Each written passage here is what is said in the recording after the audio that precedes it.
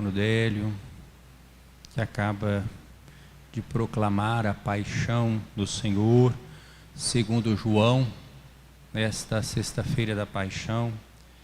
Caríssimo diácono Luiz Carlos Lopes, que certamente nos acompanha e que ao longo de tantos anos aqui, neste momento, estava conosco com a participação também especial na proclamação da paixão.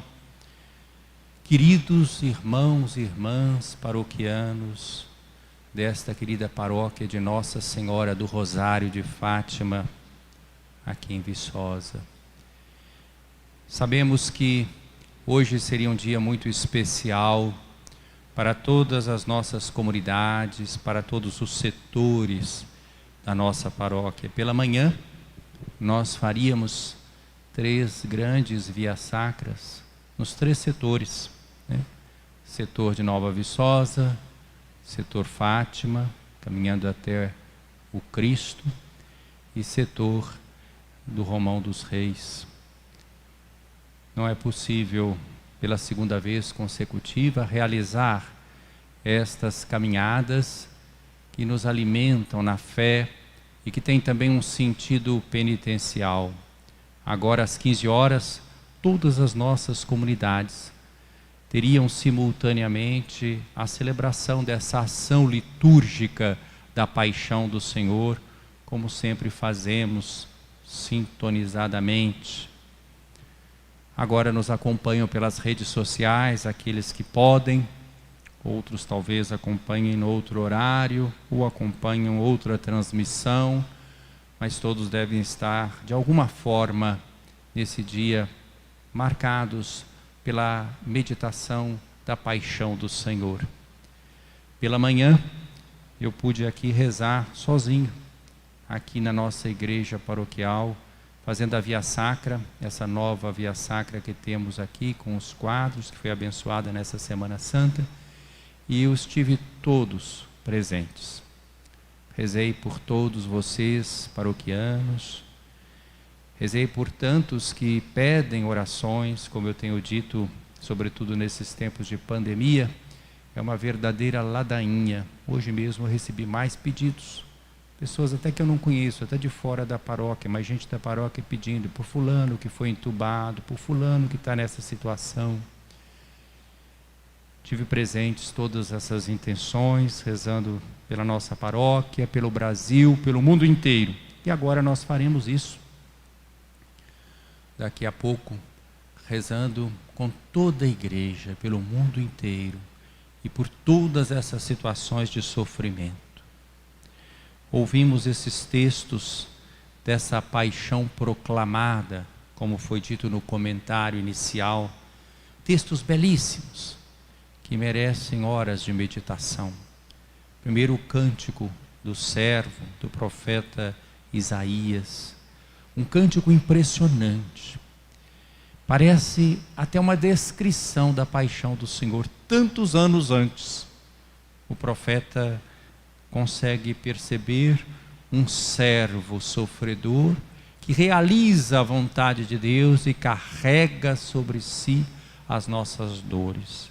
Se nós pegarmos aqui as palavras, nós vamos ver que parecia até que o profeta estava enxergando a paixão do Cristo. Tal a proximidade entre aquilo que está no profeta Isaías e o que acontece na paixão do Senhor, narrada a nós pelos evangelistas, pelos 4 evangelistas. Não vou comentar, é claro, este texto do servo sofredor de Isaías, tão belo que foi aqui proclamado. O salmo cantado fala dessa entrega deste servo, da confiança em Deus, do abandono nas mãos de Deus, tudo o que foi vivido por Jesus. Na segunda leitura, carta aos Hebreus, nós vemos como toda a paixão do Cristo se tornou uma oferenda, uma oferta, em que Jesus realiza realmente a função de sumo sacerdote. Ele mesmo a vítima e ele mesmo o oferente. Um sumo sacerdote eminente, que não precisa repetir as suas ofertas, mas que se oferta uma única vez por todos, que enfrenta o sofrimento com clamor e lágrimas, que é obediente, que dá audiência à vontade de Deus, e aprende o que é essa obediência e torna-se causa de salvação para todos nós. É uma temática que perpassa a carta aos Hebreus, e hoje nós ouvimos um texto. Por fim, a paixão do Senhor segundo João, que nós sempre proclamamos na sexta-feira da paixão. Ela tem uma característica um pouco diferente das demais, de Mateus, Marcos e Lucas, cada uma com sua beleza e riqueza próprias. Ouvimos no domingo de Ramos e da paixão do Senhor, esse ano, a proclamação da paixão segundo Marcos, mais enxuta, muito realista, muito crua, em relação aos fatos de crueldade que Jesus enfrentou. A paixão, segundo João, nos dá uma inteligência espiritual da paixão do Senhor. João, que preparara, através dos textos anteriores, essa narrativa, ele fala muito da hora do Senhor e da glorificação do Senhor. É agora a hora do Senhor e da sua glorificação. Se nós formos acompanhando a paixão do Senhor segundo João, nós vamos vendo um Jesus, de certa forma, majestoso, que controla toda a situação, que é uma situação de condenação, de humilhação, mas que ele transforma numa situação de glorificação. Já quando Jesus vai ser entregue aos seus inimigos, quando Judas o trai, e eles perguntam por Jesus, ele se adianta e majestosamente ele pergunta: a quem procurais? E eles dizem com toda clareza: a Jesus o Nazareno. E ele afirma com toda a dignidade: sou eu. Essa palavra que no Antigo Testamento é a revelação de Deus: eu sou. E eles caem por terra. Então nós vemos como é que João enfatiza o significado da paixão, mostrando em cada momento que Jesus começa a reinar, porque no centro da paixão de João está a proclamação de Jesus como rei, né? Sou eu. E eles caem, né? A quem procurais? Eles repetem: a Jesus de Nazaré. Já vos disse que sou eu. Se é a mim que procurais, deixai que estes se retirem. Jesus quer proteger os seus. Eu não perdi nenhum daqueles que me deste. Ele cumpre a palavra do profeta, a não ser o filho da perdição que o traía. Jesus recusa a espada que Pedro quer usar, cortando a orelha de Malco, e Jesus aceita beber o cálice que o Pai lhe deu. Vai para o julgamento religioso, primeiro Anás, depois Caifás, vem as acusações, e Jesus se porta com uma grande dignidade. Quando ele é interrogado, ele vai dizer, né, que ele é justamente, de fato, aquele que realiza a vontade do Pai, e a sua resposta ao sacerdote é motivo dele levar um bofetão, mas ele também responde com dignidade: se falei mal, mostra-me em que, mas se falei bem, por que me bates? Então é sempre um Jesus cheio de dignidade que desmascara o mal, né? Depois Jesus é levado então a Caifás, e de Caifás a Pilatos. É uma longa sessão nesse diálogo de Jesus com Pilatos. É claro que eu não posso entrar nos todos os pormenores, mas só para vocês terem uma ideia, por 7 vezes Pilatos entra e sai. Se prestarem atenção na cena, na narrativa, Pilatos entra e sai. Jesus está sendo julgado, mas Pilatos entra e sai. Então nós vemos que é o contrário, é Jesus que está julgando. Pilatos é uma espécie de intermediário entre Jesus e ali o povo. Ele vai e volta, né? Tenta salvar Jesus, confessa a inocência de Jesus, O diálogo é muito interessante, fala sobre a verdade, fala sobre o Filho de Deus, fala sobre aquele que é o Rei, né? Temas que mereciam todos considerações. E Pilatos, então, por fim, entrega Jesus para ser crucificado, depois que ele já tinha sido flagelado e coroado de espinhos, para não se indispor com aqueles que eram de César, uma vez que gritaram que não tem outro rei a não ser César. Uma grande ironia. Os judeus que sempre resistiam, se sentiam humilhados, né, por estarem dominados pelos romanos, agora, para condenar Jesus, chegam a dizer isso: não temos outro rei senão César.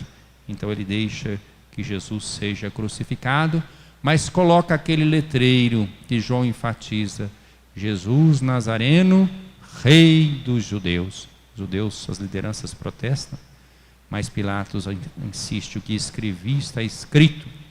É o Rei dos Judeus, é o Rei do universo. Então é uma paixão edificante, é uma paixão de glorificação. E Jesus vai à paixão, e chegando lá, ele é colocado no meio, entre dois, né? É como alguém que está dominando a situação, né? Mesmo que seja na cruz. E nós vemos então esse Jesus que vai realizando inteiramente a obra da salvação. E ali nós vemos algumas das palavras de Jesus. É claro que eu não vou fazer sermão das 7 palavras aqui, mas lembro só essas de João. Primeiro, a palavra dirigida à mãe. Nós estamos aqui também na casa da mãe, numa paróquia dedicada a Nossa Senhora. Mulher, eis aí o teu filho. Filho, eis aí a tua mãe. É o testamento espiritual de Jesus, as suas últimas palavras, ele vai dizendo na cruz, e ele nos entrega a sua mãe. Ela se torna a mãe da igreja, né? A mãe de cada um de nós. Nessas horas sombrias que nós vivemos, nessas horas de pandemia, de dificuldade, quanta gente sofrendo, nós temos Maria, que Jesus nos dá por mãe. Mulher, eis aí o teu filho. Filho, eis aí a tua mãe. Um Jesus que sai de si, sofrendo a paixão, mas atento a nós que ficamos, atento à sua mãe, atento à igreja nascente. Depois Jesus, percebendo que tudo estava se realizando, ele diz, para se cumprir aquilo que está na Escritura: tenho sede. Essa palavra forte também, que perpassa o Evangelho de João, que fala muito da água, né? Nós temos o episódio da Samaritana, nós temos o episódio, aqui hoje é uma primeira sexta-feira, e coincidiu que é sexta-feira da Paixão, no mês de abril, em que Jesus também diz, no capítulo 7 de São João, né? Quem tem sede, vem a mim e beba. Qual é a sede de Jesus? Não é só uma sede física do crucificado, com aqueles sofrimentos atrozes, mas é a sede da salvação da humanidade.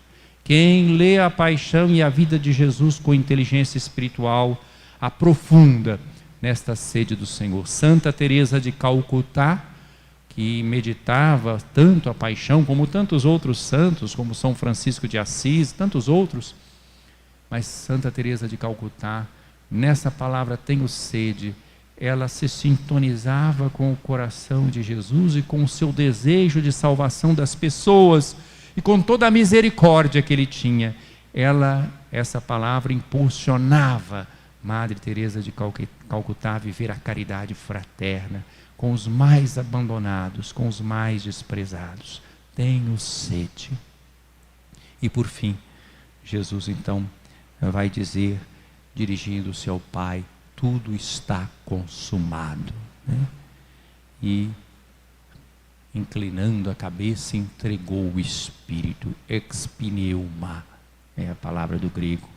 O Espírito é derramado. Não só entregou o seu Espírito de vivente, mas é o Espírito Santo que vai ser derramado. Para João, tudo deriva da paixão. Nós sabemos que tem a ressurreição, né? Mas aqui para João, na paixão o Cristo já está reinando. Como fruto da paixão, ele já nos está fazendo derramar o Espírito, que faz novas todas as coisas. Sabemos que depois vem a ressurreição e Pentecostes, como nós celebraremos na liturgia da igreja. Mas na paixão do Cristo, segundo João, está tudo aqui concentrado. Tudo está consumado. Então, meus queridos irmãos, neste dia especial para todos nós, vamos ter o nosso coração alargado para esses outros momentos da nossa celebração. Alargado na prece por toda a humanidade. Alargado na adoração da cruz do Senhor. Alargado também na comunhão para aqueles que podemos fazê-la aqui e para aqueles que fazem em casa de forma espiritual. Recolhamo-nos por um momento em silêncio.